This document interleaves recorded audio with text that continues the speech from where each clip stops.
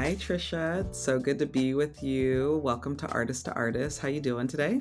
I'm doing great. Hi, Patrice. Thank you so much for having me. I'm so excited about this. Well, first of all, your whole look makes me excited. Thank you. I did a deep dive on just like all of your looks, your frames. I am obsessed with it. And so maybe you get this question, maybe you don't, but here at Artist to Artist, we are really interested not just on like what the artist is producing, but like how you think about the aesthetic of your life, how you think about what you're bringing into the world, like what choices you're making. I feel Mm, like with artists, we are often making really intentional choices about a lot of what we're doing, even how we look and how we're presenting. It's another art form. So, for selfish reasons, I'd love to know more about you and your vibe. I just want to also say I'm obsessed with you and your look, and I also listened to your Luna interview, and that was amazing. I was like, oh wow, she's gonna be really interesting. The braids, the tattoos, the whole thing. So, Thank you. to answer your question, I mean, I feel like every day I could be on the runway. I don't know. I don't know who I'm going to encounter. I don't know what every day is a surprise and I want to be ready. And for many years I was a lawyer and I was really restricted in what I could wear. I think Mhm. it's like back in the 80s I worked with a bunch of men Yes. and they were at that time really crazy, and they didn't want me to even wear a pantsuit. Wow. So I would do things like wear 2 different earrings or something they might not notice. But once I found out who I really was and broke free of that and Mm. and became the artist I was meant to be, it Mhm. was just like, "Okay, it's on." I love that story so much, Trisha, because I feel very aligned, so much of the work that I've done over the last 22 years in community organizing and art, there's an expectation around how you should present. And I noticed once I started to get more visibility or like needing to go meet with, elected officials, like I felt like I had to restrict what I wore and it was gut wrenching. It is. And when I left BLM in 2021, I just remember being like, I just want to dress how I want to dress. I want to be funky. I want to wear whatever earrings. I want to get face tattoos. And just hearing that alignment just like makes me feel incredibly seen. Trisha, I got the pleasure of just like reading your books and listening to your interviews. And I'd love for you to, something that I've been thinking about around your work. I have an 8-year old. Oh, Well, he's not 8 yet. He's convinced me that he's 8. Now I say he's 8. He's 8 in a few weeks. He's 8 next, like in a week and a half. Um, he's 7. But something that we have a ton of children's books and but something I was thinking about as I was just like watching and listening to you and reading was just thinking about why children, like why that audience for you, and why does that feel important, and how does that tap into your own childhood, your own experience? oh, such a great question. Well, in so many ways. First of all, my mom was a children's librarian. My mom loved children's books more than any other kind of book, and she loved reading. She was a Mm, voracious reader, read everything, but she loved, loved, loved children's books to the point where, of course, she read to us, but she also had a pile of books just for her, children's books that she would sit in her special chair and read. And we would sometimes yell at her and say the house was going to burn down because she was not paying attention to us. She was just reading these books. So that's one of the first reasons. And also as a child, children's books meant so much to me. We couldn't, we really couldn't watch TV. We could only watch TV when my mother brought it out, the black and white TV. This is, 50s, 60s. yeah. way before your time, and I brought it out for us to watch stuff as a family. So there's no such thing as a kid having a TV in their room or anything Mm. alone. So we read. At first, it felt like a punishment, but then it became this wonderful, universe where I met all kinds of characters and people and went all these different places and had all these experiences. So I loved it. And my children's books meant everything to me. Now, of course, I didn't always see myself. Back then, it was really hard to find positive images of Black children in books. But so, I learned to identify with Eloise, who lived in the hotel, and Madeline, who never stayed in the straight line because I was that rebellious little girl. So I loved those little girls who didn't do what they were supposed to. And so children's books were really important to me. After writing for adults for a while, I just kept thinking about them. And also because it meant so much to my mom, and she was now gone. My cousin was already an award-winning illustrator of children's books. We grew up together, and we just kept saying to each other, "We should do something together. We should do something together." And she finally sent me some of her collages that weren't out in the world yet, and said, "What can you do with this?" And I looked at her collages, and I saw the stories and the people that who she had created, and I saw their dreams, and I thought about our childhood, which was so wonderful and nurturing and full of creativity and imagination.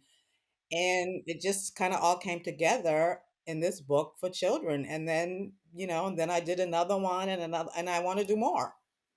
I love that. I It's love that so it's much. children's books. My mother said children's books can solve the problems of the world, and I think that's right. Shame. Oh, that's so beautiful. I remember as a teenager that I started to buy a bunch of children's books as a way to reclaim my childhood.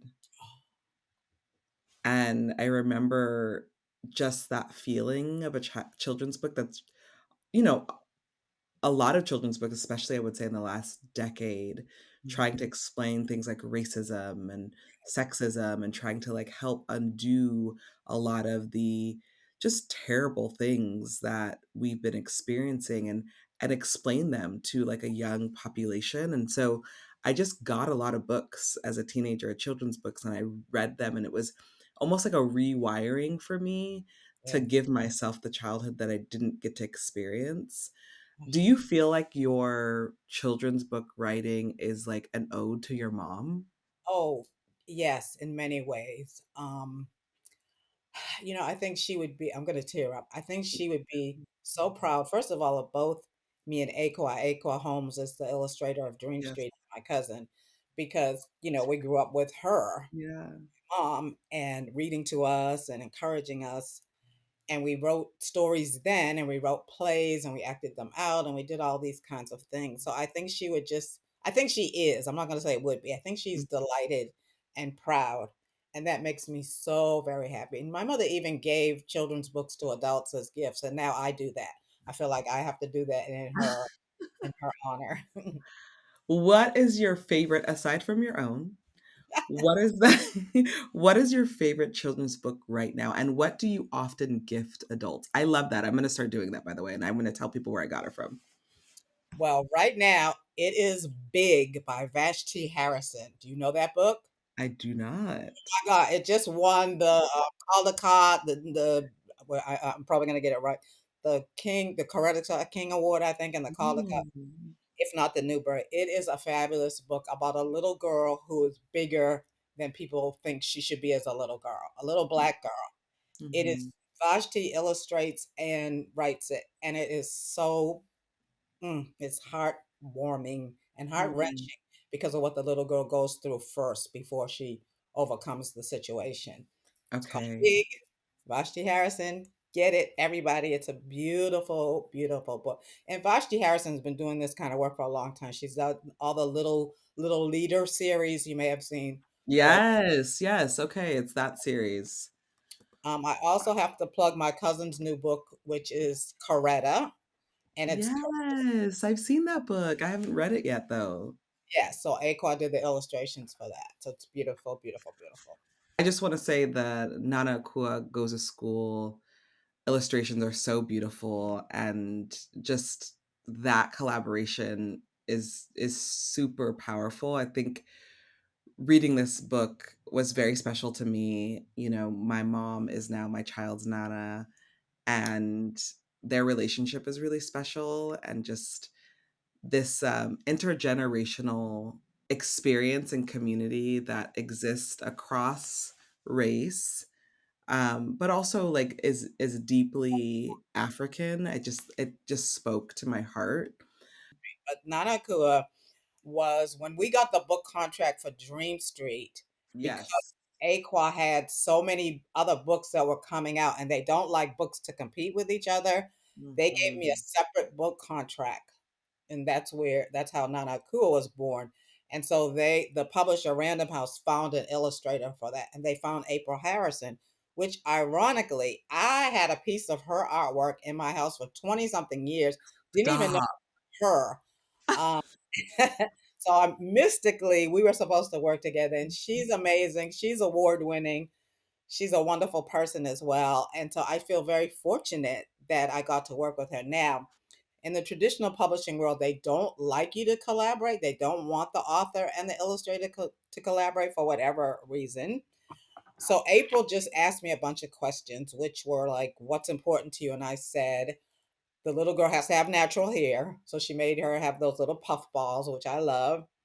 And I wanted the classroom to be diverse, and she did that. And I wanted Nana Akua's face to be warm and inviting, and she did that. So I'm just grateful to her, and she did so much more with that book. To see those characters come alive in her illustrations was such a thrill for me.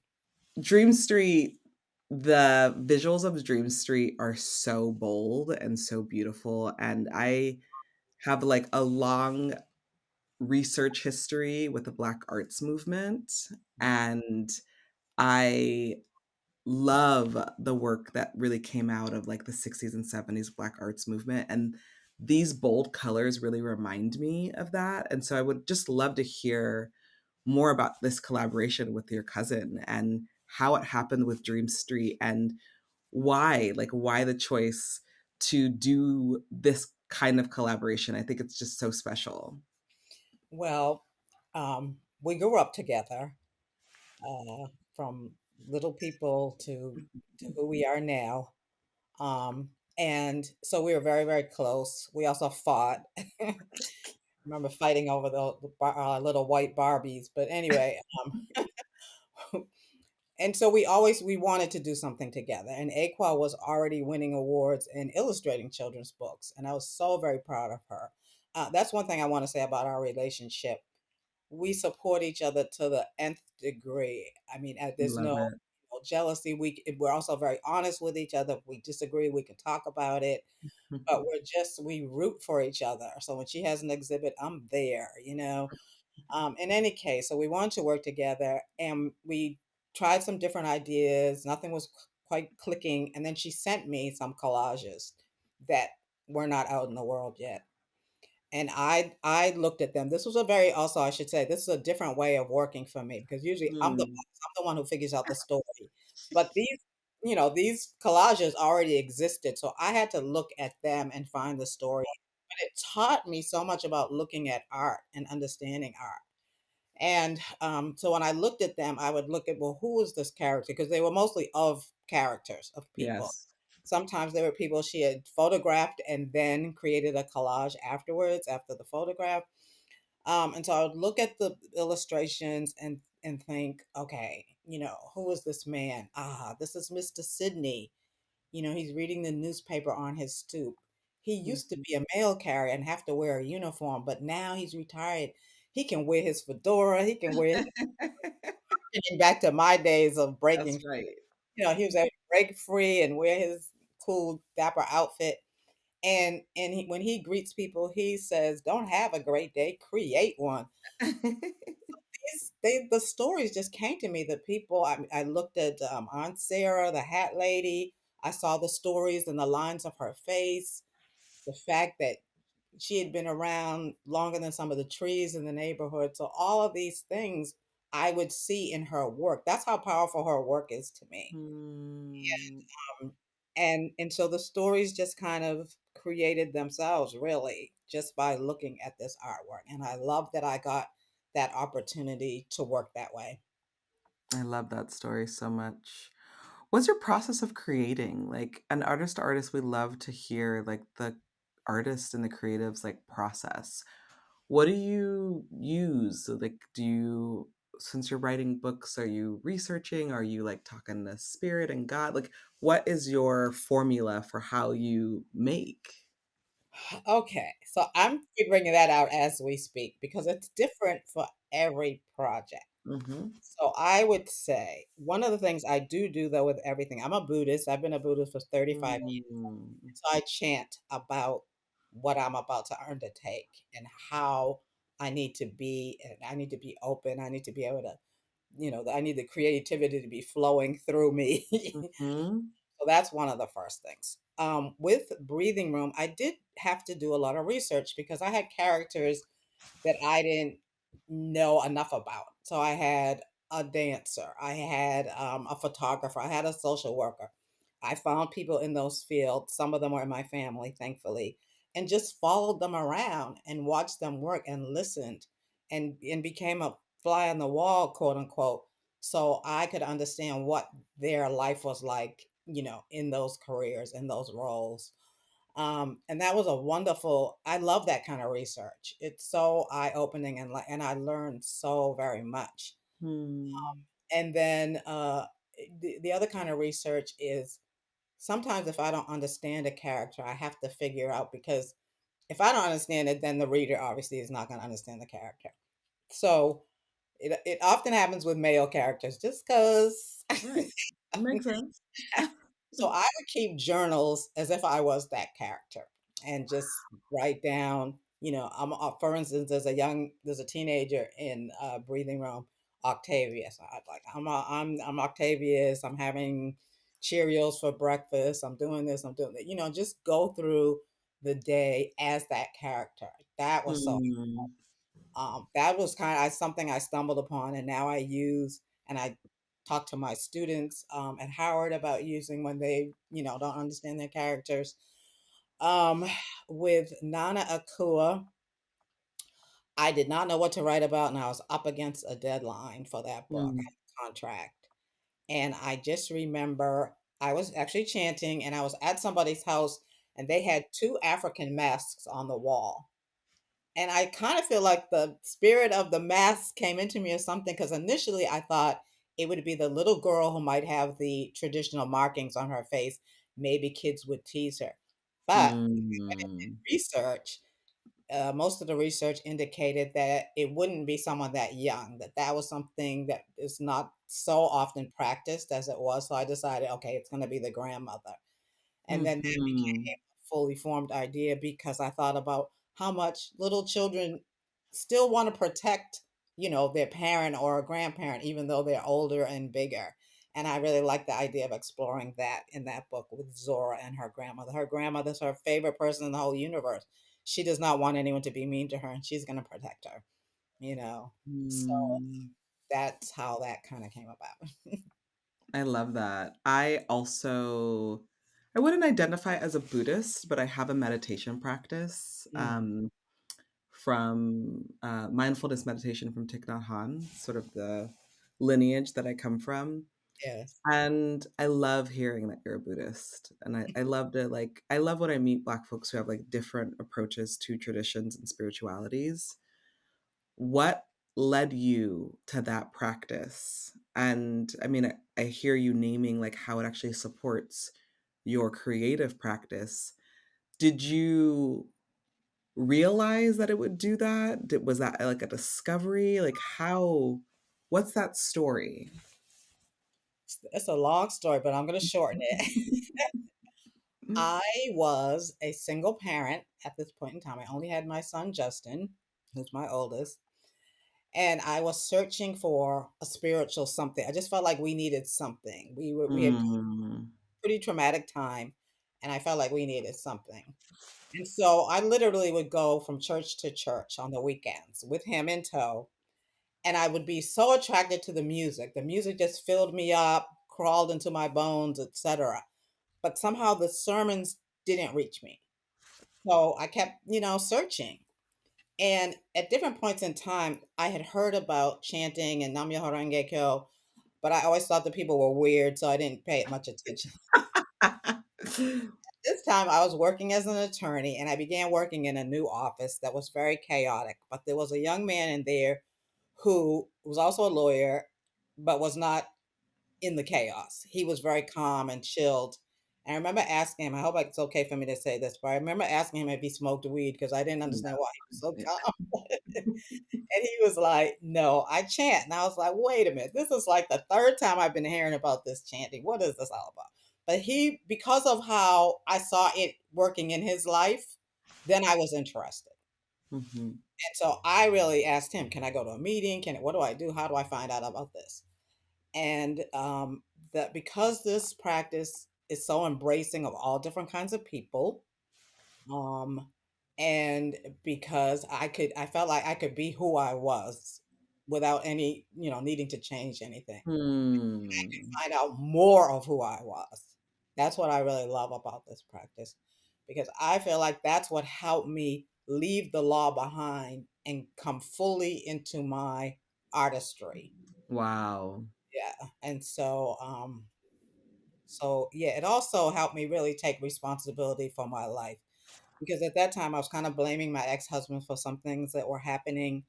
And Buddhism really talks about you being responsible. You chose that man, you chose some of these situations. And that made all the difference in the world too, because I started stepping up and, Yeah. and things opened up. Wow. That's really beautiful. Feel like we're living in a really hard time right now. Uh, Yes. and every year I'm like, oh man, this year was hard. And I'm like, it's going to be a better year next year. And while personally, like, I do feel like in a much more spiritually grounded place. And, I lived through a lot of hell the last 3 years of right wing media attacking me. And I really dug into my spirituality and my creative practice as a Mhm. way to heal and process and also take responsibility for things that were mine and also let go of the things that were not mine. Right. Um, but now we're here, only in March.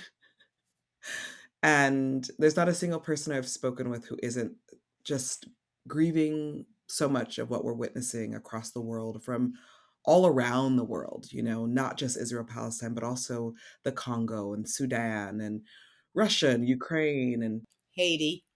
Haiti. And, here still, we still got lots of things happening here.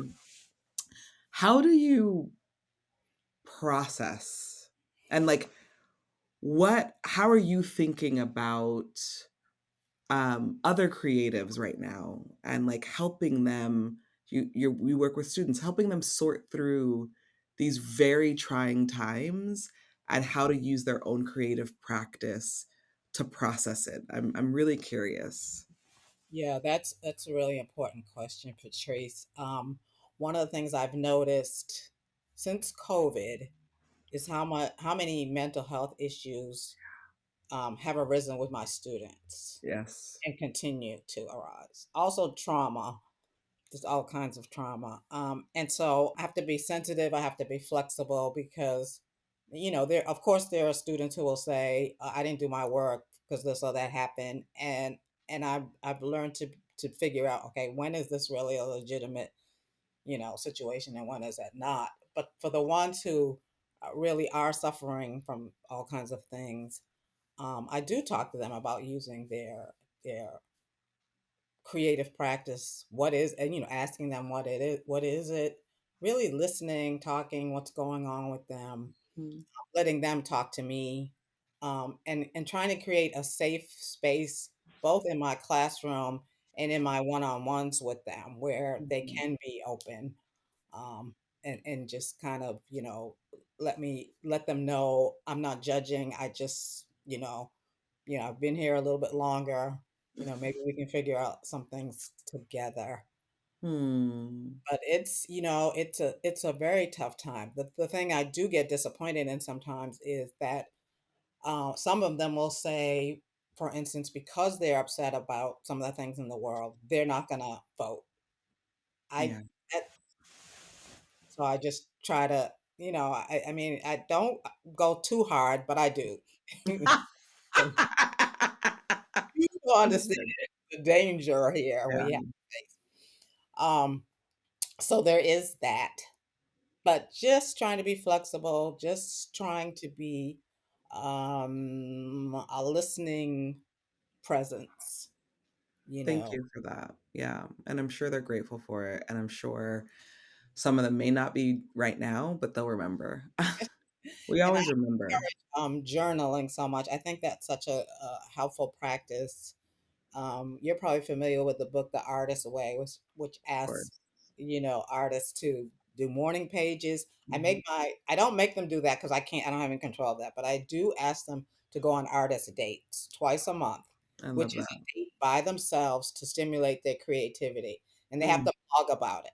So, and it's only to me, so it's not for the rest of the class. So they send it to me, they tell me what they did. They do some marvelous things. They can, obviously have their phones, but I ask them try not to be on their phone to really be able to experience and be in the experience, and try not to have someone with them if they can. I And love some great things have come out of that. Oh, I love it. I'm gonna implement that.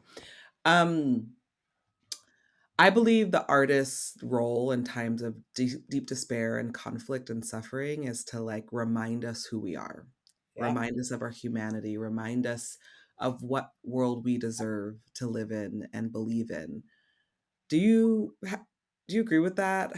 What do you think the artist's role is? hands down. Yes, I do. I mean, the artist's role is to, you know, to tell the truth, you know, Mm, to peel back the blinders or the scrim or whatever is in front of us so that we can see for mhm, ourselves what is going on. I mean, Toni Morrison, James Baldwin, both of them emphasize that kind of thing. Octavia Butler, I'm looking at right above me, I have the pages from her notebook that I know you've seen where she's mhm, declaring herself a best-selling writer, etc. But, their role was to just take off the blinders. This is who we are. This is what's happening. I mean, this whole idea of like not wanting children to know the truth about the our complicated history in this country is just it's mind-boggling, but it's so upsetting to me because it we have to. And I think the artist's role is that. So these books that are getting banned, I'm always wearing my read banned books t-shirts. I like to wear it in mhm. the airport because then that's where you see all kinds of people, and some people look at me and frown, and other people are like, Yeah. yes, I agree with that. I wore a T-shirt the other day that says "No one is illegal on stolen land," I knew and that. exactly, I'll send you the artist. He's incredible, young Chicano artist here in Los Angeles. And I was a little nervous. And I'm not usually that nervous about like my political shirts, but let me tell you how everybody was like, "Love that shirt. Where'd you get it from? That's amazing." So that made me really happy. Yeah, how we make these statements, right? And like the kind of bravery and courage it takes, and you never know who's going to be like a likely ally or like be seen by what you're also doing. Right. I have one more question for you, Okay. which is, well, actually, two more questions. I lied. I read that you wrote like actually your first book when you were a child, Mhm. and that your mother taught you, like, had you sew the book to bind it so that it could be a real book. I love that story. How did that happen? And I ask the how did it happen because usually I ask people, like, when do they realize they were an artist? Mhm. And I'm wondering if it was in that moment or before that. I don't know if I would have called myself an artist or even a writer. I just Mm, knew I loved how books made me feel, mhm, and I loved that my mother let me read whatever I want. I told you we couldn't watch anything, but we could read anything, mm, and I'll tell you a story about that if we have a minute. But in any case, so I knew I wanted to write because I wanted to create that same feeling. Now, when I initially started writing, and I was also the illustrator, my characters were white because those were the books that I had. I didn't mhm, realize I didn't make the connection. But I had this book. The first book was about a little girl who had a dog, and the dog died. It was a very sad book. And I told my mom, yes, these pieces of paper aren't working for me. I need it to open like a real book. So she said, I have an idea, put them together. And that's when I learned how to sew. I First, love it. and it was great because, of course, it was bound and it would Yeah. open. I was like, yes, I wrote this.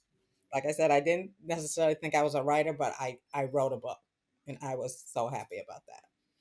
What's your mom's name? Barbara, Barbara Elam. And that's why in Barbara. Dream Street, the librarian is Miss Barbara. Yes. Well, Miss Barbara, thank you for Trisha, and thank you for creating such an amazing human being to share with us. That is such a beautiful story. And now I have a last question. Okay.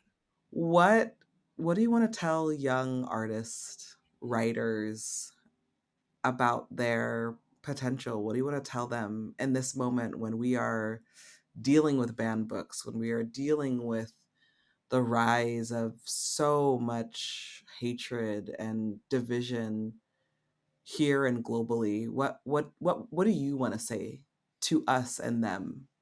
I want to first say love on yourself, Mhm, love on your people, love mhm, on your friends and family and those people that you love. Love on us first. mm, And then, if you're a writer, if you're a paint, whatever you are, write your truth, sing your truth, paint your truth, whatever that means to you. But be bold, be truthful, learn about your craft. If you're a writer, read widely, read all kinds of things, mm, read, write, journal. Writing is a practice. You have to mhm, practice just like, learning to play an instrument or whatever. So give yourself prompts, you know, write little small things, and don't just, write Instagram posts. mhm. So always tell advice students, Yes. write other things. Take some time. Put the phone aside for a little while. When I was growing up, I didn't have all that. We didn't have those distractions. Even I have to sometimes delete Instagram so I can just Mm, write it. So just be in the world, be observant, be nosy as hell. Listen, eavesdrop. Learn about other people's lives. So important. mm. So you can tell a true story and have your characters sing. Your words have to sing, your stories have to sing.